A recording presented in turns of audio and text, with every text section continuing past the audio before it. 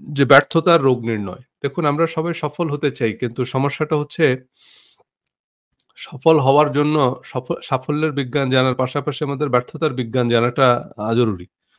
কারণ সবাই আমরা সফল হতে চাই এবং সফল হওয়ার জন্য যা করণীয় সেটা মোটামুটি আমরা সবাই জানি কম বেশি। কিন্তু আমরা সফল হতে পারি না কারণ আমাদের সামনে কিছু ব্যারিয়ার আছে। আমাদের সামনে কিছু প্রতিবন্ধকতা আছে যেগুলো আমাদেরকে এক জায়গায় থামিয়ে দেয়। মানে এই যে ব্যারিয়ারগুলো, এই ব্যারিয়ারগুলো ঠিক ইট পাথরের ব্যারিয়ার না। এগুলো হচ্ছে আমাদের মানসিক ব্লক। এগুলো হচ্ছে আমাদের মানসিক প্রতিবন্ধকতা। আমাদের সামনে এমন কিছু প্রতিবন্ধকতা এসে দাঁড়ায় যেগুলো আমরা ওভারকাম করতে পারি না। সো এসব কারণেই শেষ পর্যন্ত আমরা যে কাঙ্ক্ষিত লক্ষ্য স্থির করি, মানে আমাদের যে কাঙ্ক্ষিত লক্ষ্য সেখানে আমরা পৌঁছাতে পারি না। কারণ সেখানে পৌঁছানোর জন্য যে করণীয় কাজগুলো, সে কাজগুলো আমাদের করা হয় না। কারণ আমাদের মন আমাদেরকে somewhere else engage করে রাখে।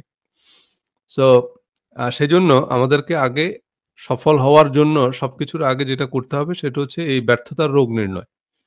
কারণ হচ্ছে যেমন ধরেন আপনার যদি কোনো রোগ না থাকে তাইলে আপনি সুস্থ। আপনার যদি কোনো দুঃখ না থাকে তাহলে আপনি সুখী মানুষ। তাই না? পৃথিবীর সব মানুষ শুধু আপনার থেকে যদি দুঃখটাকে সরিয়ে নেয়া যায়, তাইলে তো আপনার আর সুখের জন্য আলাদা করে কিছু তো করা লাগবে না। আমাদের আমরা সব মানুষই সুখী, শুধু আমাদের কিছু দুঃখ আছে। এই দুঃখের কারণেই তো আমরা এই সুখটা উপভোগ করতে পারি না। সুখটাকে আমরা অনুভব করতে পারি না। তো এখন এই দুঃখগুলাকে যদি সরিয়ে দেয়া যায় তাইলে আমরা সবাই সুখী মানুষ। ওই যে সুখী মানুষ তো পেলাম কিন্তু জামা পেলাম না। সেই গল্পের কাঠুরিয়াও কি বলছে? যে সুখী মানুষ কিনা জানি না তবে আমার কোনো দুঃখ নাই। সো যার দুঃখ নাই সেই সুখী মানুষ। এই ঠিক একই রকমভাবে যার কোনো অসুখ নাই সেই সুস্থ মানুষ। তো ঠিক একই রকমভাবে এই যে আমাদের মধ্যে কিছু ব্যর্থতার অসুখ আছে, আমাদের মধ্যে কিছু রোগ আছে। সেই রোগগুলো যদি আমাদের থেকে সরিয়ে দেয়া যায়, তাইলে আমরা পৃথিবীর প্রত্যেকটা মানুষ সফল। ব্যর্থ হওয়ার মানে কিছু বদভ্যাস আমাদের মধ্যে বসবাস করে। এগুলোর কারণেই আমরা অসফল হয়ে বসে থাকি। সো এই জিনিসগুলোকে যদি আমাদের থেকে সরিয়ে দেয়া যায়, তাহলেই আমরা সবাই সফল হতে পারি। তো এখন এই যে সফল হওয়া বললেই আবার একেকজন একেক রকম করে বুঝে নেন। কারণ এই শব্দগুলোই কিন্তু খুবই আপেক্ষিক। মানে এই যে সফল হওয়ার কথা যখন আমরা বলি তখনই অনেকে বলে যে, "ভাই আমি তো সফল না।" কারণ হচ্ছে সাফল্যের ওই যে এজন্যই একদম আলোচনা মানে আমরা শুরুর দিকে আলোচনা করেছি যে সাফল্যকে কিভাবে সংজ্ঞায়িত করতে হবে। কারণ সাফল্যের সংজ্ঞা একেকজনের কাছে একেক রকম। কারো কাছে সাফল্য মানে হচ্ছে কয়েক মিলিয়ন ডলারের মালিক হওয়া। আবার পৃথিবীতে এমন অসংখ্য সফল মানুষ আছে যারা মিলিয়ন ডলার তো দূরের কথা তারা মারা যাওয়ার সময় আ তাদের কপর্দক্য ছিল না। মানে কতগুলো ঘটি-বাটি হয়তো রেখে গেছেন। আর কিছুই তারা রেখে যাননি। কিন্তু আজ থেকে হাজার বছর পরও আমরা তাদের জীবনী পড়ি। তাদের জীবন আদর্শ আমাদেরকে আ আমাদের জীবনের পাথেয় বাতায়। তাই না? যেমন আমরা যদি নবী রাসূলদের জীবনী পড়ি, তো নবী রাসূলরা হচ্ছে আমাদের জীবনের আদর্শ। বা আপনি যদি অবতারদের কথা বলেন, তাই না? নবী, অবতার, তাই না? এনারা হচ্ছে আমাদের জন্য আ আদর্শ। আমাদের জীবনের হচ্ছে আলোকবর্তিকা। কিন্তু আমরা যদি ওনাদের জীবনী পর্যালোচনা করি তাহলে আমরা দেখব যে না, ওনারা তো এরকম মারা যাওয়ার সময় মিলিয়ন ডলারের উত্তরাধিকার রেখে যাননি। বা ওনারাও ব্যক্তি জীবনে অনেকেই যে খুব ধনাঢ্য ছিলেন তাও না। কিন্তু তারা আমাদের জন্য অনুকরণীয় আদর্শ। তার মানে সাফল্য মানে সবসময় টাকা দিয়ে, সাফল্যকে কোনো নির্দিষ্ট ইউনিভার্সিটি ডিগ্রি দিয়ে, সাফল্যকে কোনো পদবি দিয়ে আসলে আ ডিটারমিন করা যায় না। ডিফাইন করা যায় না। সো এজন্য এই সাফল্যকে সংজ্ঞায়িত করা সবকিছুর আগে অত্যন্ত জরুরি। কারণ আর একজনের কাছে যেটা অত্যন্ত গুরুত্বপূর্ণ সেটা আবার আপনার কাছে গুরুত্বপূর্ণ নাও হতে পারে। বাট যেটা আপনার কাছে গুরুত্বপূর্ণ, যেটা আপনি হতে চান, যেটা আপনি অর্জন করতে চান, সেটা আপনি অর্জন করতে পারবেন। যদি সেটা হিউম্যানলি পসিবল হয়, যদি সেটা আর আপনার মতো ক্যালিবারের আরো ৮-১০ জন অ্যাচিভ করতে পারে তাহলে সেটা আপনিও অ্যাচিভ করতে পারবেন। আ তো কিন্তু কথাটা হচ্ছে যেটা সেটা হলো সেটা অ্যাচিভ করতে গিয়ে আমাদের মধ্যে কিছু আ এই ব্যর্থতার অসুখ আছে, ব্যর্থতার কিছু রোগ আছে। সেই রোগগুলো হচ্ছে আমাদেরকে সফল হতে দেয় না সেই জায়গায়। কথা হচ্ছে যে আপনি রাতারাতি হয়তো সফল হতে পারবেন না। রাতারাতি কোনো একটা জিনিস আপনি অর্জন করতে পারবেন না। যেমন ধরেন আপনি যদি একজন ক্রিকেটার হতে চান, সেজন্য আপনার প্রয়োজনীয় ফিটনেস বা প্রয়োজনীয় আপনার স্কিল এগুলো আয়ত্ত করার জন্য আপনাকে একটা নির্দিষ্ট পরিমাণ সময় কিন্তু ডেডিকেট করতে হবে। সেটা প্র্যাকটিসে দেন আস্তে আস্তে আপনার স্ট্যামিনা বাড়বে, আপনার ফিজিক্যাল স্ট্রেংথ বাড়বে।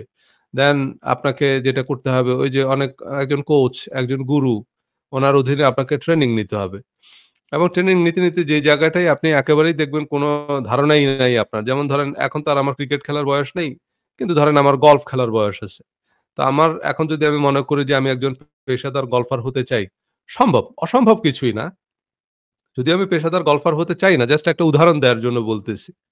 ওই যে বললাম এ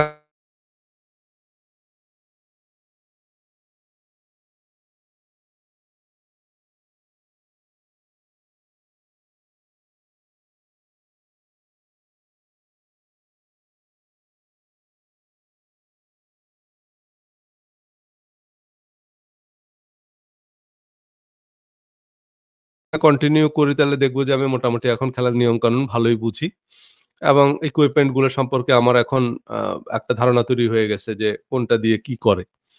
দেন আ এরপর আমি আস্তে আস্তে প্র্যাকটিস শুরু করব। ১ মাস পরে দেখা যাবে যে না আমি একটু সাকসেসফুলি কিছু শট-টট নিতে পারতেছি এবং কিছু জায়গায় আমি সাকসেস পাচ্ছি।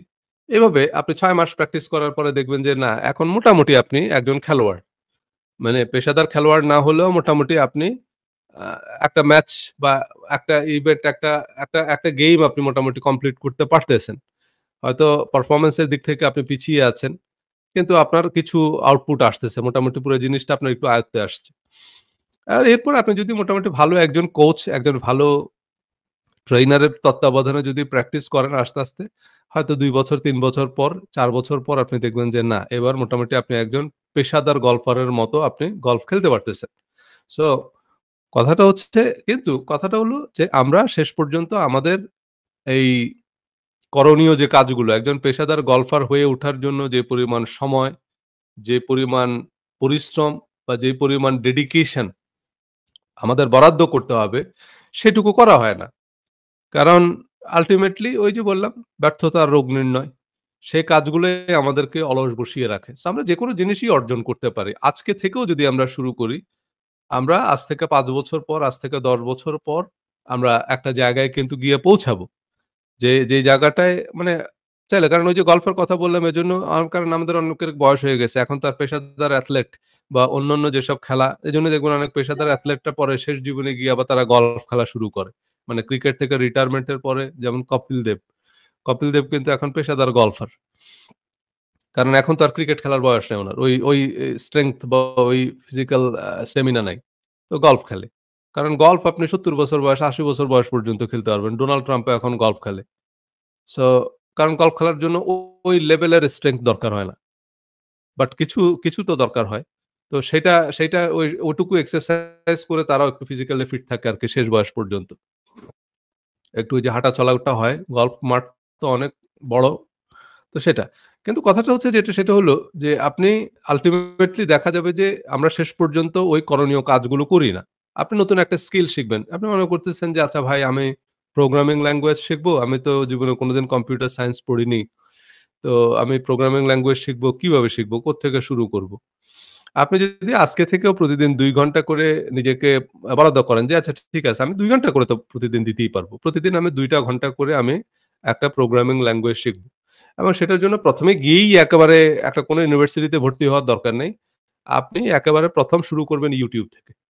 ওই যে বললাম গল্ফ খেলাও যদি শিখতে চান, YouTube এ গিয়েই ১ম এ গল্ফ টিউটোরিয়াল রেখে সার্চ দিবেন। আগে খেলার নিয়মকানুনগুলো তো ঘরে বসেই শেখা যায় কিছু জিনিস। একজন দেখবেন YouTube এই আপনাকে গল্ফ শেখাচ্ছে। ঠিক এরকম কোন একটা প্রোগ্রামিং ল্যাঙ্গুয়েজ শিখতে চান। ১ম এ আপনি ২ ঘন্টা করে ডেডিকেট করেন। YouTube থেকেই আপনি কিছু ধারণা পেয়ে যাবেন সেই প্রোগ্রামিং ল্যাঙ্গুয়েজটা সম্পর্কে। তারপরে কিছু বই পুস্তক কিনবেন আপনি Amazon থেকে। দেখবেন ওই প্রোগ্রামিং ল্যাঙ্গুয়েজের উপরে অনেকেই এক্সপার্ট যারা তারা বই পুস্তক লিখে রাখছে। একটু করে আপনি সেটা পড়া শুরু করেন। হ্যাঁ? বাংলায় বই পুস্তক পাওয়া যায় প্রোগ্রামিং এর উপরে। যেই প্রোগ্রামিং আপনি শিখতে চান সেটা Python হোক, Java হোক, Oracle হোক, হোয়াটএভার। আপনি সেটা ২ ঘন্টা করে যদি ডেডিকেট করেন, ১ বছর পর আপনি দেখবেন যে মোটামুটি মানে ১ বছর আপনি চিন্তা করেন। ১ বছর যদি আপনি প্রতিদিন ২ ঘন্টা করে দেন, আপনি দেখবেন যে আপনি এবার নিজেকে প্রোগ্রামার হিসেবে পরিচয় দিতে পারেন। কারণ ওই প্রোগ্রামিং ল্যাঙ্গুয়েজ এর অনেক কিছু আপনি শিখে ফেলছেন ইতিমধ্যে। এরপরে আপনি আরো ২ বছর যদি যান, তাহলে আপনি মোটামুটি এক্সপার্ট প্রোগ্রামার হয়ে যাবেন, সিনিয়র প্রোগ্রামার হয়ে যাবেন। তো এখন আপনি যদি আসলেই ভালো প্রোগ্রামার হন, তাহলে কিন্তু আপনার কাজের কোনো অভাব নেই। বড়, বড় কোম্পানি দেখবেন যে আপনার জন্য সার্কুলার দিয়ে তারা ভালো প্রোগ্রামার খুঁজে পায় না।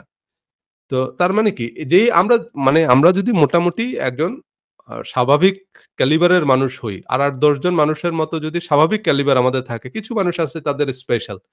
আম স্পেশাল ক্যালিবার যাদের তাদের হিসাব ভিন্ন। তাদের একটা স্পেশাল বিষয়ে তাদের এক্সপার্টিজ থাকে।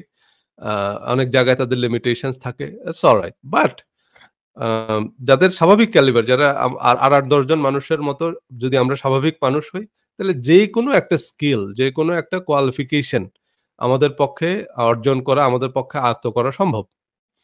তো সেটার জন্য ওই যে বললাম প্রতিদিন ২ ঘন্টা। তো আপনি দেখবেন হ্যাঁ, ২ ঘন্টা সময় তো আমি দিতে পারি। কিন্তু এই ২ ঘন্টার সময় আপনি দেখবেন আপনি বের করতে পারেননি। ২ বছর পার হয়ে গেছে কিন্তু আপনি প্রতিদিন ২ ঘন্টা করে সময় আসলে সে কাজে দিতে পারেননি। এর কারণ হচ্ছে আমাদের ওই যে বললাম ব্যর্থতার রোগ। মানে সফল হওয়া আমাদের জন্য ডিফিকাল্ট এ কারণেই কারণ আমাদের মধ্যে কিছু রোগ আছে। এই রোগগুলো আমাদের মধ্যে তৈরি হয়েছে যদি এই রোগগুলোকে আমরা ডিলিট করতে পারি, এই রোগগুলোকে যদি আমরা ইরেজ করতে পারি। আ জি, এই যে মুনতাসির আজিজ ভাই লিখেছেন প্রতিদিন ১ ঘন্টা সময় দিয়ে ৫৪ বছর বয়সে কোরআন শরীফ পড়া শিখেছি। ইয়েস, তাই না? এখন এটার জন্য আপনাকে কওমি মাদ্রাসায় পড়তে হবে এমন কোনো কথা নাই। আপনাকে আবার মাদ্রাসায় গিয়ে ভর্তি হতে হবে এমন কোনো শর্ত নাই কিন্তু। আপনি যদি মনে করেন যে আমি আল্লাহর কিতাবটা পড়তে চাই। পড়া শুরু করেন। প্রতিদিন ১ ঘন্টা করে পড়েন। দেখবেন যে বড়, বড় মুফাসসিরে কোরআনরাও আপনার কাছে ফিরতেছে না। কারণ উনার পুরা কোরআন পড়া নাই। হ্যাঁ? আমাদের যেসব যারা মাদ্রাসায় পড়ছে এবং নামের আগে মুফাসসিরে কোরআন লেখা, তাদেরকে যদি আপনি একটু জিজ্ঞেস করেন যে, "আচ্ছা ঠিক আছে, আপনি একটু আল্লাহর কিতাবটা হাতে নিয়ে একটু সত্যি করে বলেন তো যে আপনি কি পুরা কোরআনটা একবার বুঝে পড়ছেন?" উনি বলবে যে, "না, পড়ি নাই।" কারণ মুফাসসিরে কোরআন হওয়ার জন্য মানে মাদ্রাসায় তাফসীর বিভাগে কামেল পাস করার জন্য আপনার পুরা কোরআন পড়া লাগে না। এটা বেশিরভাগ মানুষ জানে না। উনি মনে করে যে মুফাসসিরে কোরআন মানে তো উনি কোরআনের সব জানে। মুফাসসিরে কোরআন হওয়ার জন্য মানে পরীক্ষায় পাস করার জন্য কোরআনের ১ পারাও গড়ে পড়া লাগে না। হাদিসে কামেল পাস করার জন্য আপনার ১০০ হাদিসও পড়া লাগে না। কারণ ওই যে পরীক্ষার আখ্যা দিয়ে সাজেশন বের হয়। সেই সাজেশন অনুযায়ী অল্প কিছু হাদিস পড়লে সেগুলো পরীক্ষায় কমন পড়ে। তো ঠিক এই একই কথা। একই কথাই আমরা যেকোনো একটা আ স্কিল আমরা আয়ত্ত করতে পারবো যদি আমরা এরকম প্রতিদিন ২ ঘন্টা করে সময় দিই। এখন আপনি চাকরি করেন, আপনি ব্যবসা করেন, আপনি যাই করেন, পড়ার জন্য কিন্তু প্রতিদিন ২ ঘন্টা সময় আপনি বরাদ্দ করতেই পারেন। যে আপনার বাসা থেকে যে অফিসে যাচ্ছেন, বাসে বসেও কিন্তু আপনি পড়তে পারেন। বা যাইতে ১ ঘন্টা লাগে, আসতে ১ ঘন্টা লাগে। বা আপনার যে ডিভাইসটা আছে সেটার মধ্যেও কিন্তু আপনি ওই বাসে বসে, বসেও কিন্তু ০.৫ ঘন্টা আপনি YouTube এর টিউটোরিয়াল দেখতে পারেন। যেটা আপনার কাজে লাগবে। কিন্তু আমরা সেটা দেখি না। আমরা বসে, বসে নাটক দেখি। বসে, বসে আমরা সিনেমা দেখি। আমরা ওই যে ফুড আপ্পির বিভিন্ন কিচ্ছা কাহিনী শুনি। সেগুলো শুনতে, শুনতে দেখা যায় যে আমাদের দিনের ৮ ঘন্টা পার হয়ে গেছে। কিন্তু আমরা যে ২ ঘন্টা সময় বরাদ্দ করলাম আমাদের কাজ করার জন্য, সে কাজটুকু করা হয় না। যেকোনো একটা স্কিল আপনি ধরেন আ আপনি আ ইউটিউবিং শুরু করলেন যে আমি একটা YouTube চ্যানেল শুরু করব এবং সেটার পিছনে আমি প্রতিদিন ২ ঘন্টা করে সময় দেব। তাহলেই দেখবেন যে আপনার ১ বছর, ২ বছর, ৩ বছরের মাথায় আপনার একটা সিলভার বাটন চলে আসছে। কিন্তু কথা হচ্ছে এই ২ ঘন্টা আমি আমার YouTube চ্যানেলের পেছনে দিচ্ছি না। কিন্তু আমি কিন্তু প্রতিদিন ৮ ঘন্টা YouTube, Facebook এ সময় নষ্ট করি। দেখবেন নিজেই একটু হিসাব করেন নিজের। যে আচ্ছা আমি নিজেই তো আমার একটা Facebook পেজ বিল্ড করতে পারি। আমি প্রতিদিন একটু আমার Facebook পেজের পিছনে ২-৩ ঘন্টা সময় দিব। একটু বসে, বসে চিন্তা করব যে কি নিয়ে কথা বলতে পারি। আমার কি বিষয়ে এক্সপার্টিজ আছে? আমার জীবনের ইন্টারেস্টিং গল্প কি? আমার জীবনের সাফল্য ব্যর্থতার কিছু কথা আমি বলতে পারি মানুষের সাথে। কি বলতে পারি? আমি আজকে একটা গল্প পড়লাম। সেই গল্প পড়ে আমার উপলব্ধিটা কি? এটা আমি বলতে পারি। আমার অনেক কিছু বলার আছে। সেগুলো আমি Facebook এ বলি। হ্যাঁ, Facebook এ হাজার, হাজার মানুষ, লাখ, লাখ মানুষ আমার ১ম দিনই শুনবে না কথা। It doesn't matter. আমি বলে যাব। আমার ফ্রেন্ড লিস্টে হয়তো ১০০ জন আছে। এই ১০০ জন শুনবে। শুনুক। এই ১০০ জনকে শুনাই আমি। সক্রেটিসের গল্প আজকে আমরা সারা পৃথিবীর মানুষ শুনি। কিন্তু সক্রেটিস তো এরকম লাখ, লাখ মানুষের সামনে বক্তৃতা দিয়ে যায়নি। উনার খুবই ঘনিষ্ঠ ৫০ ৫-৭ জন মানুষ ছিলেন। উনাদের সাথেই উনি এসব জ্ঞানের কথা বলে বেড়াতেন। এই যে প্লেটো, অ্যারিস্টটল মানে প্লেটো ছিল মেইনলি সক্রেটিসের ছাত্র। এরকম প্লেটোর মতো আরো কয়েকজন ছিল যারা এরকম সক্রেটিসের পিছে, পিছে ঘুরত। তো সক্রেটিস যেখানেই বসতো তারা চারদিকে ঘিরে ধরে বসতো। আর উনি বিভিন্ন বিষয়ে কথা বলতেন। তারা প্রশ্ন করত, সক্রেটিস উত্তর দিত। তো সেই কথাগুলো এবং সক্রেটিস তার জীবদ্দশায় কোনো বইও লিখে যায়নি। সক্রেটিসের সম্পর্কে যত চিন্তা, উনার যত জ্ঞান, উনার যত দর্শন এগুলো সব কিন্তু আমরা জানছি হলো প্লেটোর মাধ্যমে। তাই না? যেমন ধরেন আমাদেরও এই যে আব্দুর রাজ্জাক স্যার, প্রফেসর আব্দুর রাজ্জাক ঢাকা বিশ্ববিদ্যালয়ের দর্শনের প্রফেসর ছিলেন। উনি কিন্তু উনার জীবদ্দশায় কোনো বই লিখে যায়নি। কিন্তু উনার চিন্তা দর্শন আমরা জানলাম হলো আহমদ ছফার বই পড়ে। মানে আহমদ ছফা ছিল আব্দুর রাজ্জাক স্যারের ছাত্র। মানে উনি এই আব্দুর রাজ্জাক স্যারের সামনে গিয়ে বসে থাকতেন। বিভিন্ন প্রশ্ন করতেন, উনার কাছ থেকে বিভিন্ন গল্প শুনতেন। কি করলে কি হয় এগুলো খুঁজতেন উনি। তো এইভাবে করতে, করতে উনি জানলেন। তা আপনি আপনার Facebook, YouTube এ আপনার গল্প বলতে থাকেন। আপনি যা জানেন এই যে আমি যে কাজটা করতেছি এই কাজটা আপনিও করতে পারেন কিন্তু। এর জন্য কোনো আলাদা সেটআপ, এর জন্য আলাদা করে কোনো ক্যামেরা এত কিছু লাগবে। এই যে আমার পিছনে আপনি আবার বড়, বড় বাতি-মাত্তি দেখে যদি আবার ঘাবড়ায়া যান যে এত কিছু মনে হয় লাগবে। এত কিছু আমি আজকে নতুন শুরু করি নাই। আমি যখন শুরু করছি তখন এত কিছু দিয়ে শুরু করি নাই। তখন আমার iPhone 7 ছিল একটা। সেই iPhone 7 এর ফ্রন্ট ক্যামেরা দিয়ে আমি ভিডিও বানালাম। আমার এই YouTube এর ১ম ভিডিও যেটা, সেগুলা ১ম ভিডিও না শুধু ১ম ৫০ টার মতো ভিডিও আমি শুধু iPhone 7 এর ফ্রন্ট ক্যামেরা দিয়ে বানাইছি। সো ওইটা শুধু সামনে রেখে আমি কথা বলতাম। সেটারই পরে এডিট করে আমি আপলোড করতাম। তাই না? কারণ ও আমার আলাদা করে একটা ক্যামেরাও কেনার মানে প্রয়োজন মনে করি নাই আমি। পরে যখন আস্তে, আস্তে আমার চ্যানেল গ্রো করছে তখন আমি চিন্তা করলাম okay uh let's give it an upgrade. So এইটা হচ্ছে গিয়ে বিষয়। সো কথাটা হচ্ছে যেটা সেটা হলো আপনি প্রতিদিন এরকম ২ ঘন্টা করে যদি সময় দেন কোন একটা কাজের পিছনে। একটা YouTube চ্যানেল, একটা Facebook পেজ, একটা TikTok অ্যাকাউন্ট ইভেন হোয়াটএভার আপনি শুরু করেন। আর TikTok মানে যে অদ্ভুত অঙ্গভঙ্গি আপনার বিচ্ছুর মতো তিড়িং-বিড়িং নাচা এগুলো না। TikTok এও কিন্তু আপনি এই একই ধরনের কথাবার্তা বলতে পারেন। সো প্ল্যাটফর্ম জাস্ট Facebook এর মতোই একটা প্ল্যাটফর্ম। সেখানেও আপনি আপনার ছোট, ছোট গল্প, ছোট, ছোট একটা কোট পড়লেন। হঠাৎ করে আপনার একটা কোটেশন সামনে পড়ল। সেইটা নিয়ে আপনি ১০ টা মিনিট কথা বলতে পারেন কিন্তু। তো এইভাবেই আপনি দেখবেন যে একটা সময় আপনার ১,০০০ ভিডিও তৈরি হয়ে গেছে। এই কথাটাই মানে সাকসেস এর জন্য আলাদা করে আমাদের কিছুই করা লাগবে না। কিন্তু ওই যে বললাম প্রতিদিন ২ ঘন্টা সময় আমরা বরাদ্দ করতে পারি না। কেন পারি না? কারণ হচ্ছে ওই যে ব্যর্থতার রোগ। আমাদের মধ্যে কিছু রোগ আছে। সে রোগগুলো আমাদেরকে আটকে ধরে রাখে। সো আমরা এই রোগ থেকে শেষ পর্যন্ত আমরা আর বের হতে পারি না। সো চলেন এই যে ব্যর্থতার রোগ নির্ণয়। আমরা আমাদের এই যে অপারেটিং সিস্টেম নিয়ে গত পর্বে আলোচনা করেছি যে একটা মানুষের অপারেটিং সিস্টেম যদি আমরা বদলে দিতে পারি অর্থাৎ তার আ ব্রেইনে যেসব unnecessary unwanted malware, ভাইরাস, মানে unnecessary যেসব প্রোগ্রাম আছে, ট্রোজান, হ্যাঁ? তাই না? এসব যদি আমরা একটু মুছে দিতে পারি, যেমন আপনার কম্পিউটারে যদি ভাইরাস না থাকে তাইলে আপনার কম্পিউটার সুস্থ। কিন্তু কম্পিউটারে ভাইরাস থাকলেই প্রবলেম। তাহলে তার ভাগ্যও বদলে যাবে, ভবিষ্যৎও বদলে যাবে। সো আমরা দেখব যে কিভাবে আমাদের আ এই attitude টা তৈরি হয়। তাই না? আমাদের মধ্যে আমরা একজন সুস্থ স্বাভাবিক মানুষ। আমরা এই রোগগুলো যদি আমরা মুছে দিতে পারি তাইলে আমরা দেখব যে আরে আমরা তো আসলে সৃষ্টির সেরা। তাই না? দেখেন এই প্রোগ্রাম বা attitude আমাদের মধ্যে কিভাবে তৈরি হয়? আমাদের বর্তমান অপারেটিং সিস্টেম কিভাবে তৈরি হলো? যে আমাদের প্রতিটা ভাবনা, বিশ্বাস এবং কাজকে নিয়ন্ত্রণ করে।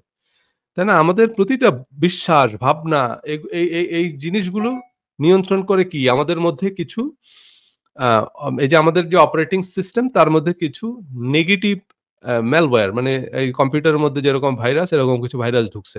যেগুলো আমাদের জীবন দুর্বিষহ করে তোলে। শুধু যে আমরা আমাদের কাজে কনসেনট্রেট করতে পারি না। আপনাকে যদি এখন জিজ্ঞেস করি যে, "ভাই, আপনি যে কাজ করতে পারতেছেন না, কেন করতে পারতেছেন না?" বলবে যে, "ভাই, আমার সংসারে অশান্তি।" সংসারে কেন অশান্তি ভাই? কি সমস্যা? যত সংসারে অশান্তি আপনি দেখবেন এইসব সংসারে অশান্তির কারণ কিন্তু আসলে টাকা-পয়সা বা আমাদের চাকরি নাই, ইনকাম নাই। মানে অর্থনৈতিক কিছু সমস্যা থাকে। কিন্তু এই অর্থনৈতিক সমস্যাগুলো অত প্রকট না। যেই আপনি মনে করতেছেন যে আপনার জীবনে অর্থের অভাব, আপনার জীবনে অনেক কিছুর কমতি। কিন্তু আসলে এগুলো একটা এক্সকিউজ। পৃথিবীতে আমাদের চাইতে মানে আমরা যে অবস্থায় এই যারা আজকে বসে, বসে আমার এই লেকচার শুনতেছেন, প্রায় ১০০-২ এক মানুষ শুনছেন। সো যারা শুনছেন তাদেরকে বলতেছি। আপনি মনে করতেছেন আপনার জীবনে পর্যাপ্ত টাকা হলে আপনার মনে হয় এত অশান্তি থাকতো না। কিন্তু আপনার থেকে আরো অনেক কম পয়সা নিয়ে প্রচুর মানুষ আছে তাদের জীবনে কোনো প্রবলেম নেই। তারা অত্যন্ত সুখী। তারা অত্যন্ত হ্যাপি এবং আপনি যে লাইফটা এখন লিড করতেছেন, মানে আমরা যে কজন বসে এখানে আজকে এই লেকচারটা শুনতেছি, আপনি যে জীবনটা যাপন করতেছেন, মানে আপনি যে জায়গায় আছেন, এই জায়গাটা অনেকের কাছে স্বপ্ন এবং অনেকে স্বপ্ন দেখার সাহস পায় না। ধরেন আপনি কানাডায় আছেন। এই মুহূর্তে এই সিটিং এ বহু মানুষ আছে তার এই স্বপ্ন দেখারও সাহস হয় না যে সে জীবনে কোনোদিন কানাডায় আসবে। কানাডায় এসে কি করবে সেটা পরের বিষয়। মানে কানাডায় এবং আমেরিকায় আসাটা এটা তার স্বপ্ন।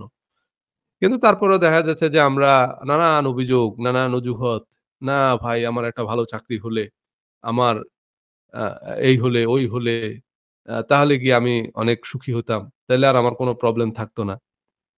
সো এরকম। আবার আপনি যেখানেই আছেন, আপনি যে জায়গায় আছেন সেটা আবার আরেকজনের কাছে স্বপ্ন।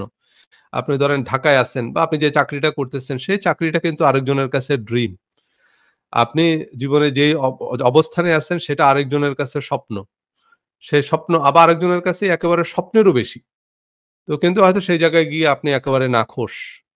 তাহলে প্রবলেমটা কোথায়? প্রবলেমটা হচ্ছে আমরা আমাদের জীবনে অশান্তি এগুলো শুধু টাকা পয়সার কারণে না।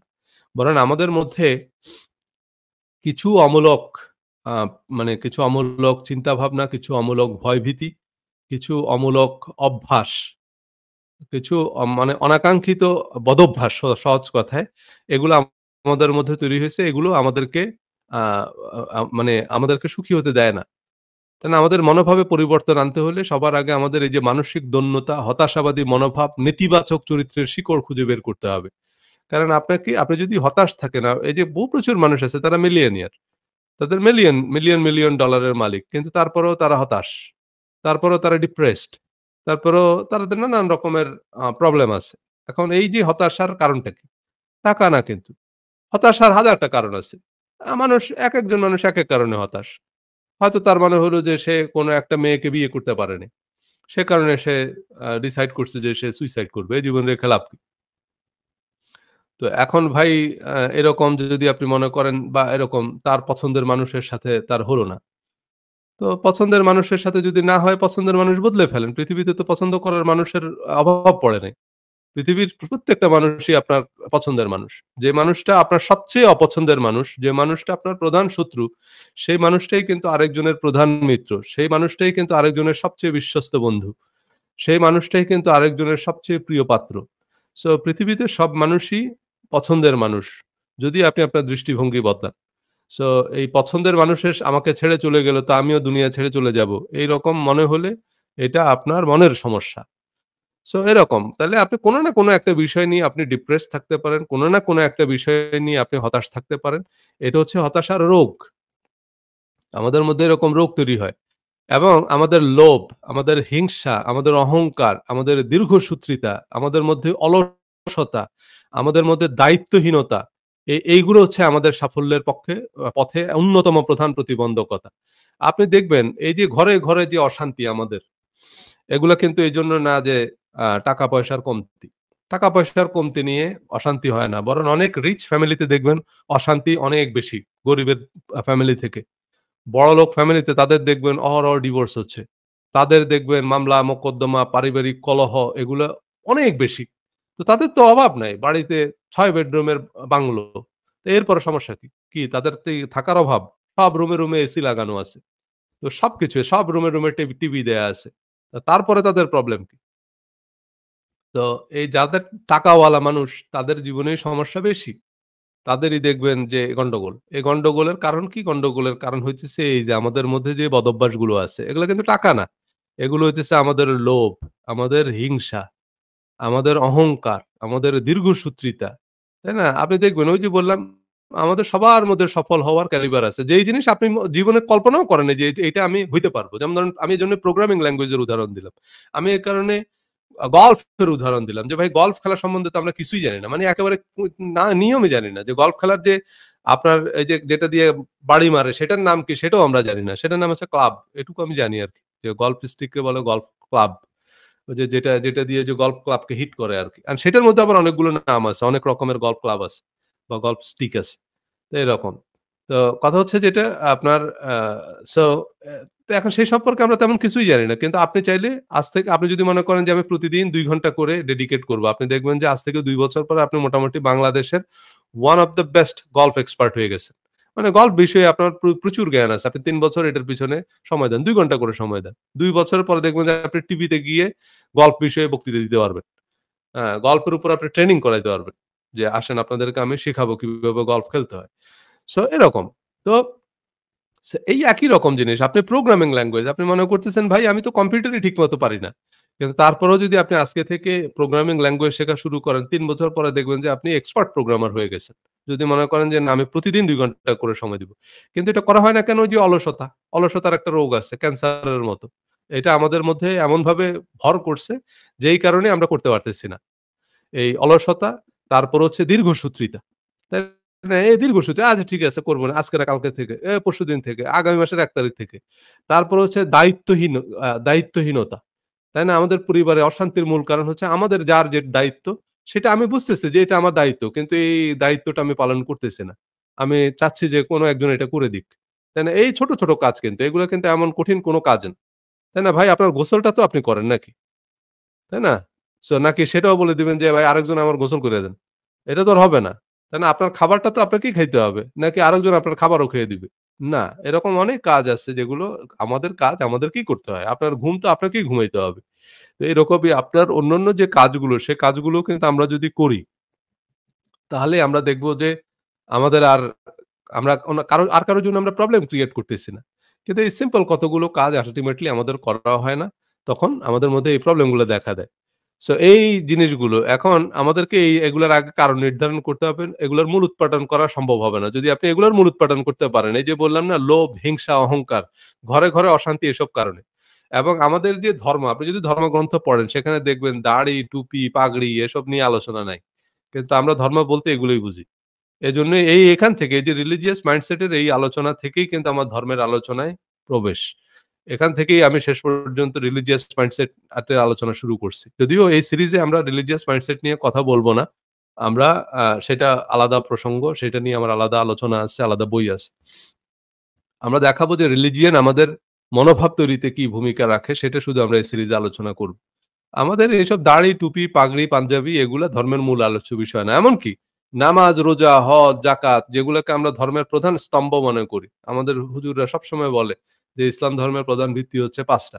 মানে আপনি যদি ৫ ওয়াক্ত মানে ৫ টার মধ্যেও আবার আছে। ৫ টার মধ্যে কারণ ৫ টার মধ্যে আম ধরেন আ বিশ্বাস যেটা, সেটা তো আর আপনার প্রতিদিন নতুন করে রিনিউ করা লাগে না। বিশ্বাস সেটা তো জীবনে আপনি একবার শুধু বিশ্বাসের ঘোষণা দিবেন হয়ে গেল। Done. Once in a lifetime. তাই না? এটা হচ্ছে আপনার Facebook এ অ্যাকাউন্ট করার সময় যেরকম ওই যে একটা বাটন আছে I agree ওই বাটনটাই শুধু ক্লিক করে দিতে হয়। সো বিশ্বাসটা হচ্ছে এরকম যে you don't have to understand, you just have to agree with it. মানে আপনার এই যে Facebook এর টার্মস অ্যান্ড কন্ডিশন তো আপনি পড়েননি, পড়লেও আপনি বুঝবেন না কিছু। তো আপনারে পড়তেও হবে না, বুঝতেও হবে না। শুধু আপনাকে এগ্রি করতে হবে। সেই বিশ্বাসটাও এরকম। যে আমরা পুরো কোরআন পড়ে তো আর কেউ বিশ্বাস করে নাই। আমরা না পড়েই বিশ্বাস করছি। তা আপনাকে পড়তেও হবে না, বুঝতে হবে না, শুধু আপনারে বিশ্বাস করতে হবে। তাই না? বাংলাদেশের বললাম না 99.99% মুসলমান পুরা কোরআন একবার পড়ে দেখেনি বাংলায়। মানে বুঝে পড়েনি। তো সবাই তো এই শুনেই মুসলমান। সবাই তো না পড়েই বিশ্বাস করছে। সো মুফাসসিরে কোরআনরাও পুরোটা পড়েনি। সেটা তো বললাম। তো এখন কথাটা হচ্ছে যেটা সেটা হলো, এরপরে আমাদের আর ৪ টা কাজ করা লাগবে। সেটা হচ্ছে দিনে ৫ ওয়াক্ত নামাজ পড়তে হবে। আর বাকি রোজা যেটা সেটাও সারা বছর তো সে রোজার ফাংশনালিটি নাই। এখন তো রোজার মাস না। মাসে ১ মাস শুধু আমরা রোজা রাখবো।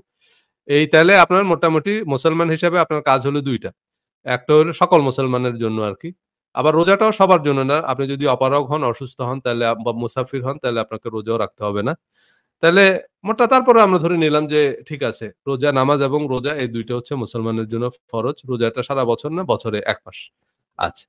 আর হজ, জাকাত। হজ, জাকাত তো সবার উপর ফরজ না। তাই না? 90% মুসলমানের উপরে হজ ফরজ না। সারা দুনিয়ায় আমরা যদি এভারেজ হিসাব করি এট লিস্ট 90% না 99% মুসলমানেরই হজ ফরজ না। আপনি হয়তো ১০০ জনের মধ্যে ১ জন পাবেন যাদের হজ করার সামর্থ্য আছে বা তাদের উপর হজ ফরজ। আ এট লিস্ট 95% মুসলমান আছে যাদের উপরে জাকাত ফরজ না। মানে তাদের জাকাত দেয়ার মতো অবশিষ্ট কোনো সম্পদ থাকে না বছর শেষে। তাহলে হজ এবং জাকাত এগুলো 95% or 99% মুসলমানের জন্য প্রযোজ্যই না। এই আলোচনা বাদ। তাদের জীবনে হজের নাম না শুনলেও হবে। কারণ হজ তার উপর ফরজ না, জাকাত তার উপর ফরজ না।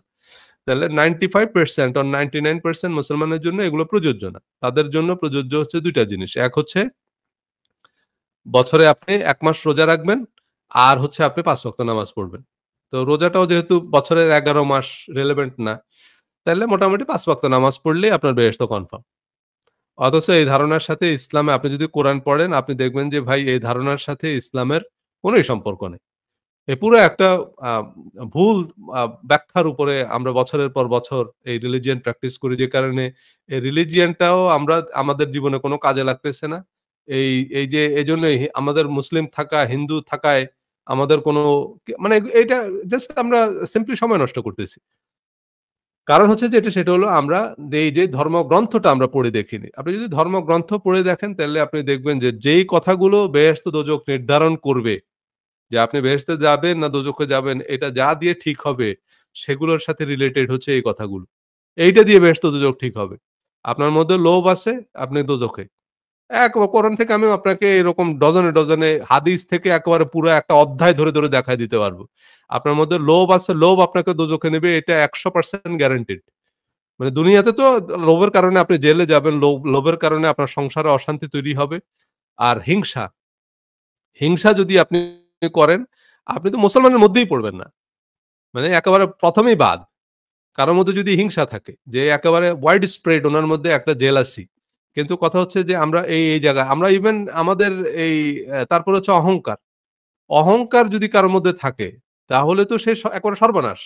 তা এমন আপনার যদি আপনার ইবাদত বন্দেগী নিয়েও অহংকার থাকে, তাহলেও শেষ। তাই না? অহংকার। তারপরে এই যে জিনিসগুলো এমনকি দীর্ঘসূত্রিতা, অলসতা এগুলা পাপ কিন্তু। এই যে দীর্ঘসূত্রিতা, অলসতা, দায়িত্বহীনতা এগুলো ইসলাম ধর্মে পাপ। এগুলো যাদের মধ্যে থাকবে, যারা নিজের কাজ শেষ পর্যন্ত করবে না নিষ্ঠার সাথে, তারাই পাপী পৃথিবীতে। আর যারা আপনার এই কাজগুলো ঠিকঠাক মতো করবে যে, "না ভাই আমার মধ্যে নাই লোভ করা যাবে না। কারণ আমার ধর্মে নিষেধ করছে। লোভ করা যাবে না। হিংসা করা যাবে না। বরং আমি আমার শত্রুর যে তারও মঙ্গল কামনা করব।" এটাই হচ্ছে ধর্মের শিক্ষা।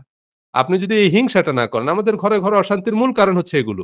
আপনি দেখবেন ৫ ওয়াক্ত নামাজ পড়া শাশুড়ি, বউয়ের দোষ খোঁজার জন্য একেবারে শিকারীর মতো ওঁত পেতে থাকে। এবং অনেক সময় আমরা মনে করি যে, এই যে বাবা-মা বাবা-মা মানে আলাদা কিছু না। দেখেন যেটা অন্যায় সেটা এই যে অনেকে বলে না যে খারাপ বাবা নাই। একটা কথা আছে যে পৃথিবীতে অনেক খারাপ মানুষ আছে কিন্তু খারাপ বাবা নাই। তো খারাপ বাবা না থাকলে তো এই খারাপ মানুষগুলো কি? যে খারাপ সে বাবা হইলেও সে খারাপ। যে খারাপ সে মা হইলেও খারাপ। তাই না? আমরা তো বাবা-মা, তাই না? আমি আমার ২ চে দু দু আমার ২ টা বাচ্চা আছে। তো আমরা বাবা-মা না? তো বাবা-মা হওয়ার সাথে, সাথে তো আর আমি আব্দুল কাদের জিলানী হয়ে যাইনি। তাই না? আমার ছেলে হওয়ার সাথে, সাথে তো আর আমি খাজা মঈনুদ্দিন চিশতি হয়ে যাইনি। আমি আগে যেমন ছিলাম এখনো তেমনই আছি। সো এমন না যে বাবা হয়ে যাওয়ার সাথে, সাথে আপনি মহাপুরুষ হয়ে যাবেন। এই ধারণাগুলো ভুল। সো যেটা অন্যায় সেটা আমার মা করলেও সেটা অন্যায়। যেটা অন্যায় সেটা বাবা হিসাবে আমি করলেও সেটা অন্যায়। এই এই এই ট্যাবুটা ভাঙতে হবে। যে না বাপ-মা করলে আ সেই অন্যায়টা সেটা ঠিকই আছে। ঘরে, ঘরে এই অশান্তির মূল কারণটা হচ্ছে এই জিনিসগুলো। আপনি দেখবেন ২ টা ফ্যামিলির মধ্যে যখনই বিয়ে হয়, তখনই প্রবলেম হচ্ছে যেটা সেটা হচ্ছে আমরা ১ম এই এবার তোমার বাপ কি করে, তোমার দাদা কি করত, তোমার নানা কি করত, তোমার খালু কি করত। এগুলা কেন জিজ্ঞেস করে জানেন? এগুলো জিজ্ঞেস করে তোমরা উচ্চ বংশ না আমরা উচ্চ বংশ। তোমাদের থেকে আমাদের প্রটোকল উপরে। আর আমাদের দেশে বিশেষ করে আপনি যদি ছেলের মা হন আরকি। ওরে বাপরে বাপ! এটা তো একটা জেনারেল রুলই আছে। আপনি মানে আমি ছেলের মা মানে হইলাম আমি ব্রিগেডিয়ার, আর তুমি মেয়ের মা, তুমি হাবিলদার। তুমি উঠতে বসতে আমারে সেলুট দিবা। এইটা তো মোটামুটি জাতীয় আইন। এটা তো একেবারে সংসদে পাস করা আইন। ছেলের মা মানে হইতেছে তারে মোটামুটি ব্রিগেডিয়ারের চোটবাট নিতেই হবে। এবং এইসব কারণে ঘরে, ঘরে অশান্তি। মানুষ এই জিনিসগুলো চিন্তা করে না। একজন শাশুড়ি যদি এটা চিন্তা করত যে, "আচ্ছা, আমার মেয়ে, সে যদি কালো হয় আমি কি তারে ফেলে দিচ্ছি?" সে যদি অশিক্ষিত হয়, তাকে কি আমি ফেলে দিচ্ছি? ফেলে দিচ্ছি না। সে যদি অটিস্টিক হয়, তাকে কি আমি ফেলে দিচ্ছি? দিচ্ছি না। কারণ আমার ভাগে যা পড়ছে সেটা নিয়ে আমার মেয়েটা যদি অসুস্থ হয়, তার যদি ক্যান্সার হয়, তাকে কি আমি ফেলে দিব? তারে নিয়ে আমি হসপিটালে দৌড়াবো।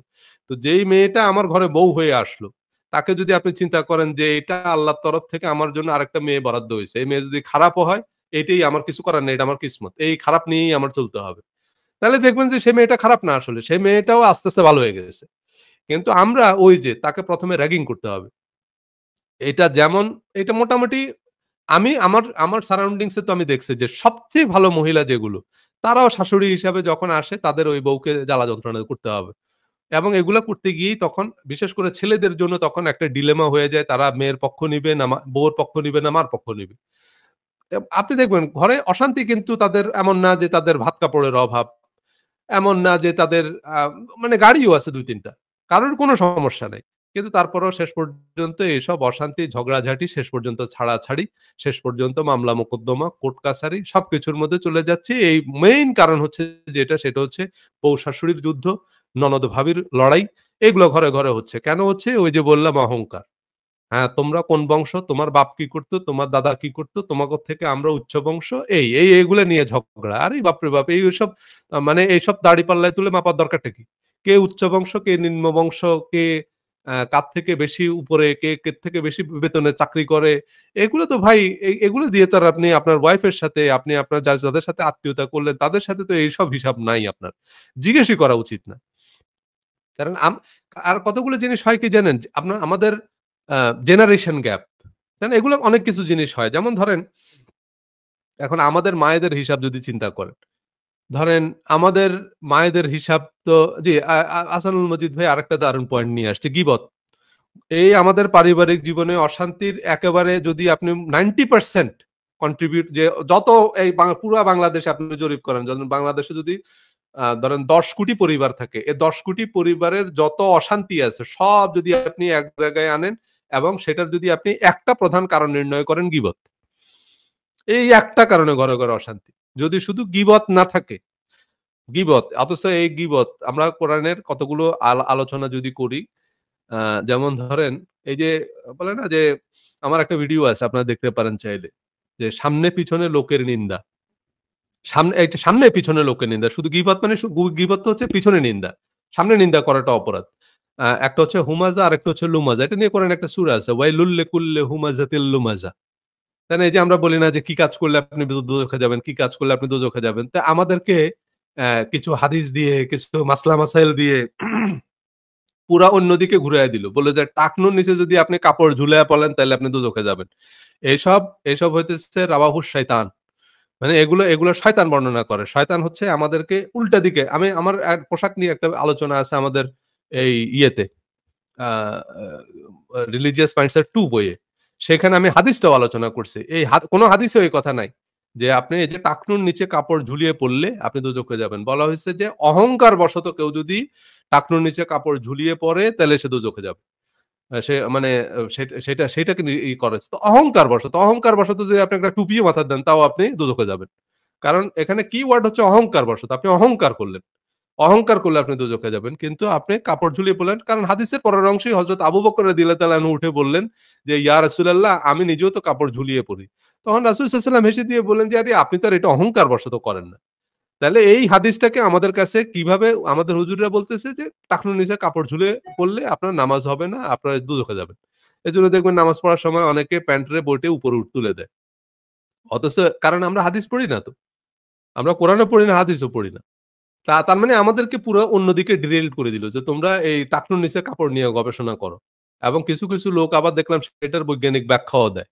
কি পুরুষের নাকি টেস্টোস্টেরন হরমোন থাকে টাকনুর ওই গিরার মধ্যে। ওইটা নাকি আলো বাতাস পাইলে ওইটা তেজি হয় আরো। পুরুষ আরো তেজি হয় আরকি। আর ওইটা ঢাকা থাকলে কই থেকে এসব উদ্ভট কথাবার্তা মানুষ আবিষ্কার করে আর এসব ব্যাখ্যা দেয়। সো খুবই হাস্যকর। কিন্তু কথাটা হচ্ছে যেটা, সেটা হচ্ছে আপনি কেন দোজখে যাবেন? একেবারে পরিষ্কার করে কোরআনে বলা আছে যে, "ওয়াইলুল লিকুল্লি হুমাযাতিল লুমাযা।" মানে তাদের জন্য দুঃসংবাদ, মানে দোজখের দুঃসংবাদ যারা সামনে পিছনে মানুষের নিন্দা করে। একেবারে পরিষ্কার করে বলা আছে। এবং বলছে যে তাদেরকে হুমাযাহ নামক জাহান্নামে নিক্ষেপ করা হবে।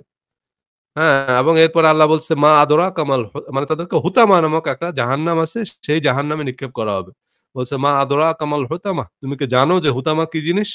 বলছে, "নারুল্লাহিল মুকাদা।" এটা হচ্ছে আল্লাহর প্রজ্বলিত আগুন, যে আগুন কোনদিন নিভবে না। তাইলে যারা সামনে পিছনে মানুষের নিন্দা করে তাদেরকে হুতামা নামক জাহান্নামে নিক্ষেপ করা হবে। সেটা হচ্ছে এমন আগুন যে আগুন কোনদিন নিভবে না। মানে তাদেরকে চিরস্থায়ী জাহান্নামে নিক্ষেপ করা হবে। কিন্তু এবং গীবত নিয়ে কোরআনে একেবারে পরিষ্কার করে বলা আছে যে কেউ যদি কোনো মানুষের গীবত করে তাইলে সে তার মৃত ভাইয়ের মাংস খাইল। তো এর থেকে আর কোন পরিষ্কার উদাহরণ হইতে পারে? আপনি পৃথিবীর কোন মানুষকে শুনছেন যে সাথে মৃত ভাইয়ের মাংস খাইছে? মৃত ভাইয়ের মাংস খাওয়ার মতোই জঘন্য অপরাধ হচ্ছে কারো সামনে পিছনে নিন্দা করা। সামনে পিছনে নিন্দা করা মানে তার গায়ের রং নিয়ে, তার আকার আকৃতি নিয়ে সে হয়তো খাটো। তারা আপনি উঠতে বসতে খাট্টু, বাট্টু এসব কথা বললেন। তো বিভিন্নভাবে খোঁচা দেয়া এবং এইটা কিন্তু হবেই। একটা নতুন মেয়ে তার আসছে তার গায়ের রং নিয়ে। এই তো বউ তো কালা। এই তো এই আইসেই তা ১ম এই তো বউ দেখতে আসবে। বউ যদি একটু গায়ের রং কালা হয়, শ্যামলা হয়, এই দাদি, নানি আশেপাশের লোকজন কিন্তু এই তো বউ তো কালা। সর্বনাশ! তাইলে কি বিয়ে করলা? এই এবং কার বউ ফর্সা, বাড়ির মধ্যে কার বউ সবচেয়ে কালা, এগুলো নিয়ে শুরু হয়ে গেল। এবং তাকে তখন তার জামাইরও মন খারাপ হয়ে যায় যে, তাইলে তো আমি বিয়ে করে ঠকলাম। হ্যাঁ, তখন এই বউর সাথে দুর্ব্যবহার শুরু করে। এই শুরু হয়ে গেল কিন্তু। তারপরে আপনি শ্বশুরবাড়িতে যাবেন, সবাই জামাই দেখতে আসছে। এই তো এই দাদি-নানি যারা এই যে পর্দার ফাঁক দিয়ে উকি দিয়ে দেখবে জামাই কেমন। ওরে! জামাই তো কালা, জামাই তো টাকলু, জামার মাথার তো চুল নাই। তাইলে এই তো এই শালি-টালির যারা আছে তারা বিভিন্ন রকমভাবে খোঁচাবে। এই তখন বউর মন খারাপ হয়ে যায় যে, সবাই তো আমার জামাইরে কালো বলতেছে, আমার জামাইরে বিশ্রী বলতেছে। তাইলে তো প্রবলেম। তাইলে তো আমি বিয়ে করে জিতলাম না। তাই না? একটা ফর্সা সুন্দর হ্যান্ডসাম জামাই হইতো। এই। তারপরে হচ্ছে জামাইয়ের ইনকাম তো কম। হ্যাঁ, তো চেহারা-চুরুত ভালো ঠিক আছে কিন্তু ইনকাম তো কম। তো এখন জামাইয়ের ইনকাম কেমন? জামাইয়ের গাড়ি আছে কিনা? জামাইয়ের বাড়ি আছে কিনা? সেগুলো দিয়ে হচ্ছে জামাইকে মূল্যায়ন করা হবে। এখন এই যে জিনিসগুলো এখান থেকে অশান্তির শুরু। এখান থেকেই অশান্তিগুলো এই আস্তে, আস্তে দূরত্ব তৈরি হয় তখন। সে জামাইয়ের বাপ কি করে, মা কি করে, এই কি করে, সেই কি করে, এগুলা নিয়ে হিসাব মিলাইতে, মিলাইতে তখন দেখা গেল যে এই ২ ফ্যামিলির মধ্যে দূরত্ব তৈরি হওয়া শুরু হইল। না ভাই এটা এই যে জিনিসগুলো, এই যে সামনে পিছনে মানুষকে নিন্দা করা, মানুষের শারীরিক অবয়ব, মানুষের আয় রোজগার এগুলো দিয়ে যখনই আমরা এগুলো করতে যাই তখনই হচ্ছে এই শুরু হয়ে গেল। অথচ এগুলো যারা করে তাদেরকে কোথায় নিক্ষেপ করা হবে? হুতামাহ নামক জাহান্নামে নিক্ষেপ করা হবে। হ্যাঁ? সো এগুলো আমাদের মধ্যে আপনি দেখবেন অনেক একবারে পুরা বুজুর্গ, পীর পর্যায়ের শাশুড়ি আছে। কিন্তু ঠিকই এইসব বিষয়ে খোঁটা এগুলো দিয়ে কিন্তু কথা বলে।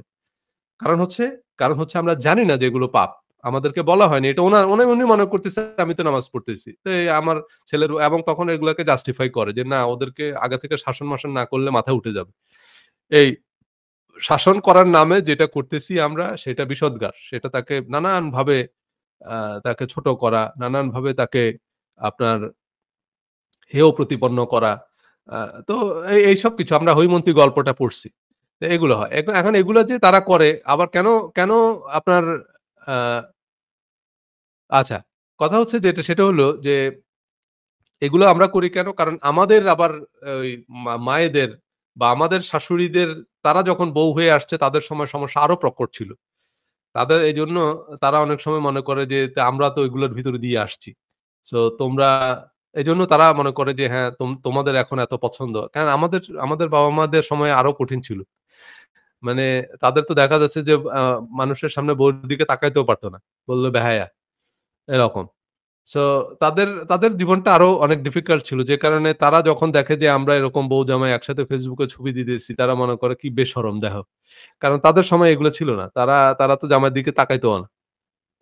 সো এরকম একটা সময় ছিল আরকি। যে কারণে তারা আবার আরেকটা করে নতুন জেনারেশন। এখন আমাদের পরবর্তী প্রজন্ম যেগুলো আসবে, তাদের অনেক কিছু আমাদের পছন্দ হবে না। কিন্তু আমাদেরকে মাথায় রাখতে হবে যে না, তাদের ভিন্ন জেনারেশন।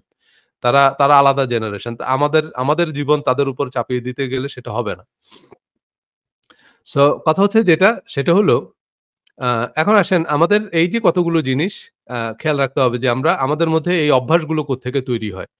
আ এই অভ্যাসগুলো আমাদের মধ্যে যেখান থেকে তৈরি হয় সেটা একটু আমরা বোঝার চেষ্টা করব। সাধারণত ৩ টা বাস্তবতায় আমাদের অ্যাটিটিউড তৈরি হয়। ওই যে বললাম সেটা আমাদের ইতিবাচক হোক, নেতিবাচক হোক, আমাদের মধ্যে এই যে অ্যাটিটিউড সেটা ৩ টা জায়গা থেকে তৈরি হয়। একটা হচ্ছে পরিবেশ। মানে যে পরিবেশে আমরা বেড়ে উঠতেছি। ওই যে বললাম আমরা যে পরিবেশে বেড়ে উঠি। যেমন ধরেন আপনি যদি সুইজারল্যান্ডে বেড়ে উঠতেন, কোন একটা সুইস ফ্যামিলিতে, তাহলে আপনি সুইস হইতেন। তাই না? পরিবেশ, যেই পরিবেশে বেড়ে উঠি এবং আমাদের জীবনের অভিজ্ঞতা, আমাদের জীবনের সবার অভিজ্ঞতা নেতিবাচক তা না। অভিজ্ঞতা একেকজনের একেক রকম। কারো ভালো অভিজ্ঞতা হয়, কারো খারাপ অভিজ্ঞতা হয়, এরকম। তারপর হচ্ছে প্রাতিষ্ঠানিক শিক্ষা। এখন আমরা একেকজন একেক ধরনের স্কুলে পড়ছি। তো আমাদের প্রাতিষ্ঠানিক শিক্ষা আ হ্যাঁ, জি। তো কথা হচ্ছে যেটা সেটা হচ্ছে এই যে প্রাতিষ্ঠানিক শিক্ষা। এগুলা অনেক সময় ইতিবাচক হয়, অনেক সময় নেতিবাচক হয়। তো এখন এগুলো যদি ইতিবাচক হয় যে আপনি যে পরিবেশে বেড়ে উঠছেন সে পরিবেশটা যদি ইতিবাচক হয়, উৎসাহব্যঞ্জক হয়, আ তো সেক্ষেত্রে তো আপনি ভাগ্যবান, অত্যন্ত ভাগ্যবান। সেক্ষেত্রে আপনি এটা তার মানে আপনি একটা লাইফ টাইম ট্রেনিং এর ভিতর দিয়ে বেড়ে উঠছেন। এজন্যই পরিবেশ খুব ইম্পোর্টেন্ট। জীবনের অভিজ্ঞতা, আপনার জীবনে যদি সব ইতিবাচক অভিজ্ঞতা হয়, আপনি অনেক ইতিবাচক। ধরেন আপনি ব্যবসা করছেন এবং মোটামুটি যে কয়টা ব্যবসা করছেন সব জায়গায় সফল হইছেন। তখন আপনি দেখবেন ব্যবসা সম্পর্কে আপনার একটা ইতিবাচক ধারণা তৈরি হইছে।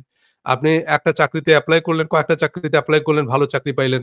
চাকরি পাওয়ার পরে সেখানেও আপনি খুব দ্রুত কয়েকটা প্রমোশন পেয়ে গেলেন। অফিসে দেখলেন যে সবাই আপনাকে একটা আলাদা কদর করতেছে। তখন দেখবেন যে চাকরির প্রতি আপনার একটা আলাদা আত্মবিশ্বাস তৈরি হয়েছে যে, "না, আমি একজন ভালো এমপ্লয়ি। আমি যেখানেই এপ্লাই করব চাকরি পাবো।" চাকরি এভেইলেবল। মানে চাকরি নিয়ে আপনি দেখবেন অনেক কনফিডেন্ট। কিন্তু আপনি ধরেন ১০ টা জায়গায় এপ্লাই করলেন, চাকরি হলো না। একটা জায়গায় চাকরি হলো ঠিক আছে, কিন্তু তারপরেও ২ দিন পরে চাকরিটা চলে গেল। তখন দেখবেন আপনি ডিমোরালাইজড হয়ে গেলেন। আপনি তখন বলবেন যে, "না ভাই, চাকরি পাওয়া অত্যন্ত কঠিন।" তাই না? কাজ নাই। আমেরিকায় কাজ নাই, কানাডায় কাজ নাই, বেকার। তখন দেখবেন আপনি হতাশ হয়ে যাচ্ছেন। কারণ অভিজ্ঞতা। মানুষের মূল কথাটা হচ্ছে যে অভিজ্ঞতা। সে অভিজ্ঞতা থেকেই আমরা তারপরে প্রাতিষ্ঠানিক শিক্ষা। প্রাতিষ্ঠানিক শিক্ষা যদি ইতিবাচক হয়, তাহলে আমরা ভাগ্যবান। তা না মানে আপনি তাহলে জন্মসূত্রেই সফল। মানে সফল হওয়ার জন্য যেসব অভ্যাস দরকার সেটা আপনার মধ্যে অটোমেটিক্যালি তৈরি হয়েছে। মানে আপনি আপনার বাবা-মা, ভাই-বোন তাদেরকে দেখেই বুঝছেন যে না, তাদের মধ্যে তারা সবসময় মানুষ সম্পর্কে পজিটিভ কথা বলে, মানুষ সম্পর্কে রেসপেক্টফুল মন্তব্য করে। আপনিও আস্তে, আস্তে দেখবেন যে মানে আপনাদের পরিবারে এসব চর্চা নাই। এরকমটা দেখে আসছেন যে সবাইকে তারা অনেক রেসপেক্টফুলি ট্রিট করে। আ এবং কারো ভালো কিছু হলেই সেটা নিয়ে সবাই খুব উৎফুল্ল যে না, অমুকে ভালো করছে। তখন দেখবেন আপনার মধ্যেও সেই অভ্যাসটা তৈরি হইছে। আপনার মধ্যেও এই যে আ লোভ, হিংসা এসব জিনিসগুলো তৈরি হবে না। তো আপনিও অনেক বেটার পারসন হবেন। আপনিও দেখবেন যে আ সবাই আপনাকে পছন্দ করবে। কারণ আপনিও আসলে মানুষকে পছন্দ করতেছেন। সো এরকম।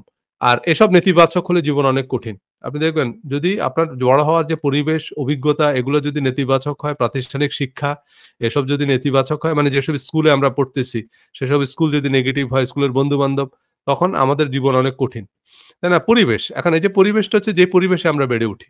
মানে আমরা একটু আজকে পরিবেশ নিয়ে একটু ধারণা দেব। যদি আমরা একটু ডিটেইল আলোচনা করব পরে পর্যায়ক্রমে। সো আর অভিজ্ঞতা হচ্ছে আমাদের জীবনের নানা ঘটনা, দুর্ঘটনা, ভালো-মন্দ অভিজ্ঞতা আমাদেরকে একটা চূড়ান্ত দৃষ্টিভঙ্গি দেয়। আমরা জীবনে হ্যাঁ, চাকরি করছেন, ব্যবসা করছেন, জীবনে আমাদের এরকম সবারই কিন্তু তাই না? অনেকের বিয়ে করে ভালো অভিজ্ঞতা হয়, অনেকের আবার বিয়ে করে নেতিবাচক অভিজ্ঞতাও হয়। মানে ব্যাড ম্যারেজ হয়। না, আমি বলতেছি না যে সবসময় শুধু মানুষের একতরফা আপনার আচরণের কারণেই আপনার প্রবলেম হবে। হইতে পারে অনেক সময় দুর্ভাগ্যজনকভাবে আপনার একটা ব্যাড ম্যারেজ হতে পারে। সেটাও অনেক সময় হয়। এবং সেটা নিয়ে দেখা যাচ্ছে যে বিয়ে নিয়ে মানুষের মধ্যে একটা আতঙ্ক তৈরি হয়। তখন আর অনেকে বিয়েই করতে চায় না। বলে, "না ভাই, বিয়ে করে আমার শিক্ষা হইছে। তা না বিয়েই আর করব না জীবনে।" তো এরকম অনেকের মধ্যে তখন এরকম একটা বাজে মানে যে বিষয়ই হোক একটা বাজে অভিজ্ঞতা যখন তৈরি হয়, তখন সেটা আমাদেরকে একটা দৃষ্টিভঙ্গি দেয়। আমেরিকায় এসে কারো যদি বাজে অভিজ্ঞতা তৈরি হয় তার তখন মনে হবে যে ভাই আমেরিকাই খারাপ। তাই না? এরকম। সো যার যেরকম অভিজ্ঞতা হয় আরকি। প্রাতিষ্ঠানিক শিক্ষা একটা মানুষকে একদম যদি মানে কম্পিউটার যেভাবে প্রোগ্রাম করে আরকি। কম্পিউটার প্রোগ্রামিং মানে যেভাবে আমরা সফটওয়্যার কম্পিউটারে ইনস্টল করি, এরকম একটা অপারেটিং সিস্টেম তৈরি করার একেবারে কার্যকর এবং বৈজ্ঞানিক পদ্ধতি হচ্ছে আমাদের যে শিক্ষা কারিকুলাম, আমাদের যে একাডেমিক কারিকুলাম। তাই না? যেমন এই যে কিছুদিন পরপরই আমাদের নতুন একাডেমিক কারিকুলাম আসে আর সেটা নিয়ে প্রচুর সমালোচনা হয়। অনেক সোশ্যাল মিডিয়ায় অনেকে ট্রল-ফল করতেছে যে নতুন আ শিক্ষা কার্যক্রম নিয়ে। সো যদিও এগুলা যারা সোশ্যাল মিডিয়ায় ট্রল করতেছে তাদের শিক্ষানীতি বা শিক্ষা কার্যক্রম নিয়ে তো কোনো ধারণা নাই। কারণ শিক্ষা কার্যক্রমে কি থাকবে সেগুলো নিয়েও কিন্তু স্পেশালাইজড ইনস্টিটিউট আছে। ঢাকা ইউনিভার্সিটিতে একটা ইনস্টিটিউটই আছে। Institute of educational research, IER, এবং সেটার কাজই হচ্ছে শিক্ষা নিয়ে গবেষণা করা। কারণ শিক্ষা কারিকুলামে কি থাকবে এটা তো আপনি আন্দাজে বলতে পারবেন না। সো যেগুলো নিয়ে হাসাহাসি হচ্ছে যে আম যারা হাসাহাসি করতেছে তারা শিক্ষা কার্যক্রম সম্পর্কে তেমন কিছু জানে না। এবং সেগুলো সোশ্যাল মিডিয়ার কিছু ট্রেন্ড আছে আরকি। সোশ্যাল মিডিয়া ভাইরাল হওয়ার মতো কিছু কনটেন্ট আছে। যেগুলো সাধারণত মানুষ গসিপ করে আরকি। চায়ের দোকানের আলোচনার কিছু টপিক আছে। সেখানে সিরিয়াস বিষয় নিয়ে আলোচনা করলে দেখবেন দোকানে মানুষ আপনার কথা শুনবে না। চায়ের দোকানে আলোচনা করতে হইলে আপনার বিশেষ কিছু টপিক আছে। বিশেষ কিছু ধরন আছে আলোচনা করার। এসব উদ্ভট কথাবার্তা বলবেন চায়ের দোকানে বসে, বসে মানুষ আ ধরে দেখবেন সে শুনতেছে আপনার। হা হয়ে আপনার কথা শুনবে। কিন্তু আপনি সিরিয়াস কথাবার্তা চায়ের দোকানে বলতে যাবেন না। Facebook হইতেছে চায়ের স্টল। এখানে সিরিয়াস কথাবার্তা বললে ভিউ কম হবে।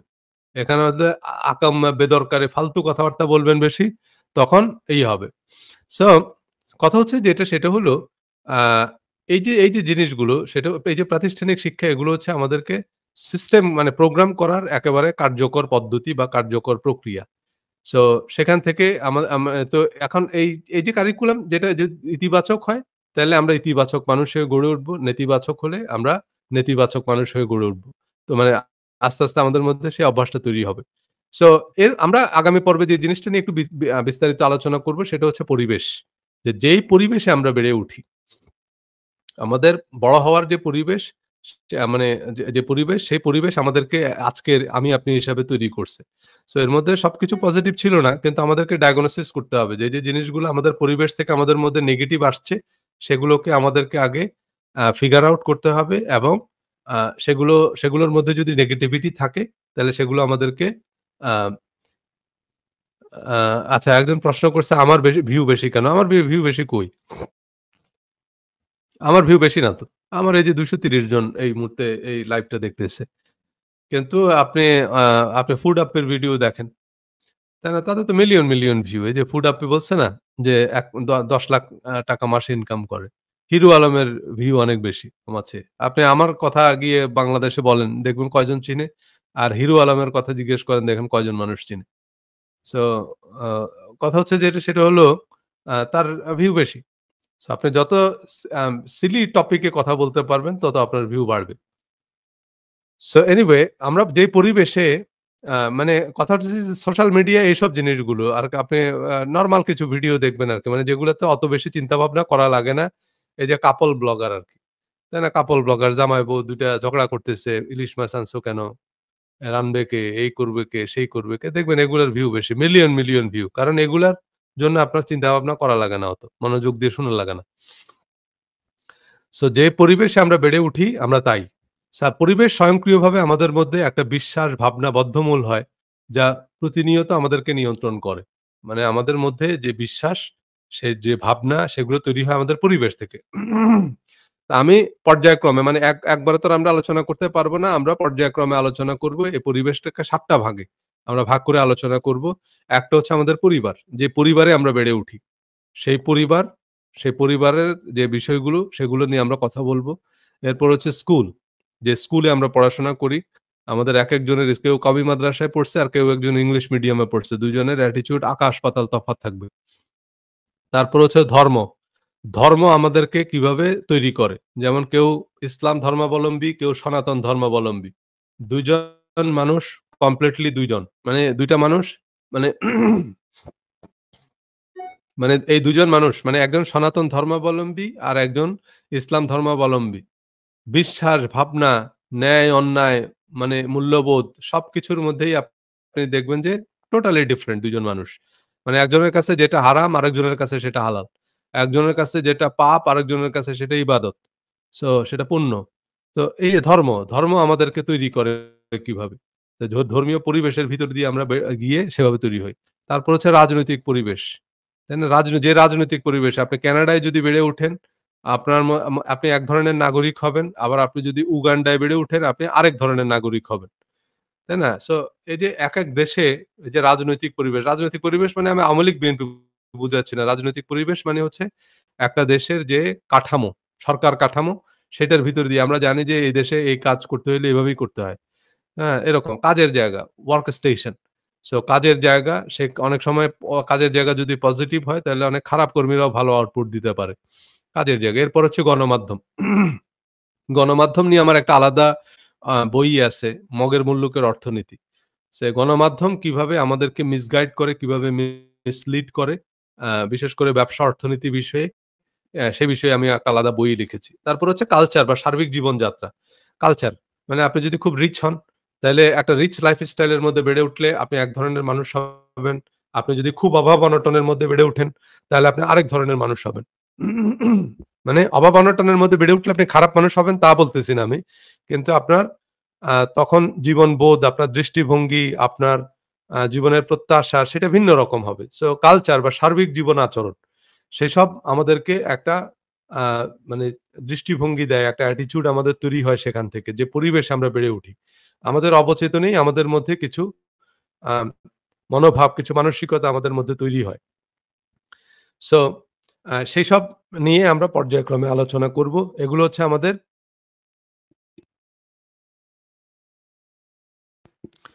এগুলো হচ্ছে আমাদের আম মানে বড় যে আমাদের যে attitude আমাদের কোথা থেকে তৈরি হয় তার মধ্যে একটা গুরুত্বপূর্ণ হচ্ছে এই পরিবেশ। পরিবেশ নিয়ে আমরা আগামী পর্বে আলোচনা করব যে কিভাবে আমাদের মধ্যে এই পরিবেশ কাজ করে। পরিবেশের মধ্যে আমরা ১ম যে সেগমেন্টটা যে আমাদের পরিবার, তাই না? এটা নিয়ে আমরা আলোচনা শুরু করব যে পরিবার। পরিবার খুব গুরুত্বপূর্ণ বিষয়। পরিবার এবং আমাদের মনোভাব।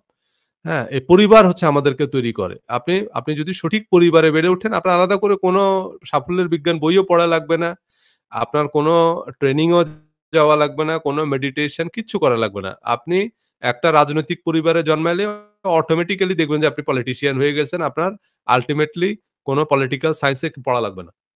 অটোমেটিক কারণ আপনার পরিবার থেকেই আপনি রাজনীতি শিখে ফেলছেন এবং পরিবার থেকে যে রাজনীতি আপনি শিখবেন, পৃথিবীর কোনো ইউনিভার্সিটিতে পিএইচডি করেও আপনি এর সিকিভাগও শিখতে পারবেন না।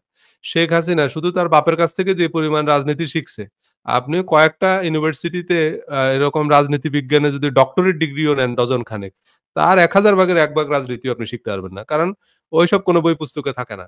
যেগুলো আপনি আপনার বাপের কাছ থেকে শিখবেন, আপনার মায়ের কাছ থেকে যে রাজনীতি শিখবেন, আপনার ঘরেই আপনি যেটা শিখবেন ওগুলা পৃথিবীর কোনো ইউনিভার্সিটি, কোনো স্কুল থেকে শিখবেন না।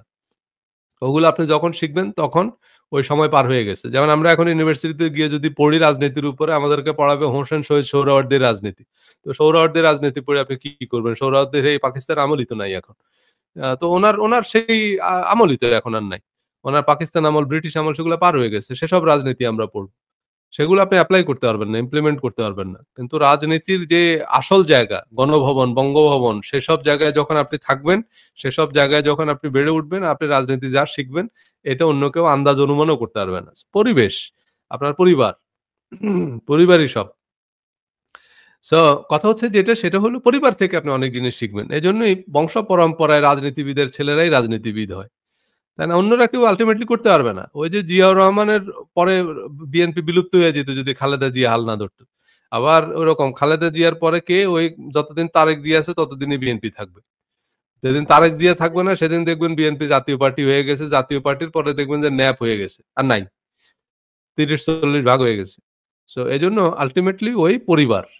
পরিবারতন্ত্র সব জায়গায় কেন থাকে সেটা নিয়ে আমরা কথা বলব পরবর্তীতে দেখবেন। ব্যবসায়ীর ছেলেরা ব্যবসায়ী হয়।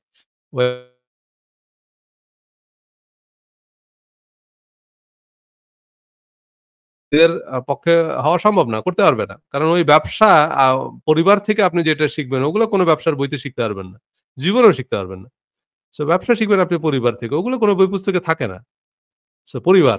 পরিবার নিয়ে আমরা আগামী পর্বে কথা বলব বিস্তারিত যে আমাদের পরিবার কিভাবে আমরা সেই পরিবার থেকে জিনিসগুলো তৈরি হয় সেগুলো নিয়ে আমরা আগামী পর্বে কথা বলব। পরিবার এবং আমাদের মনোভাব।